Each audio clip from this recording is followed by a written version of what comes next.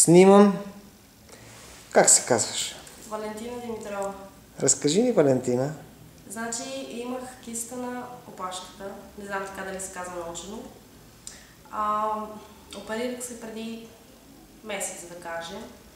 Операцията мина с местна опойка, което беше неболезнено за мен. По време на операцията имаше много страх, обаче в крайна сметка нямаше болка.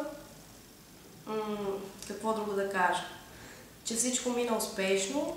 После какво правихме след операция? Какво правихме? Не знам. Превръзки? Да, превръзки. И болеше? Не болеше. Друго какво? Не знам. И?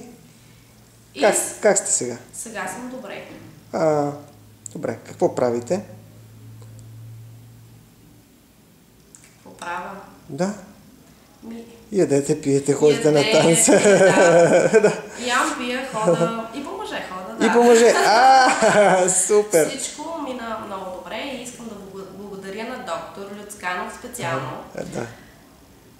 И това видео го правя за хората, които изпитват страх, но искам да им кажа, че няма нищо страшно, просто всичко е живот.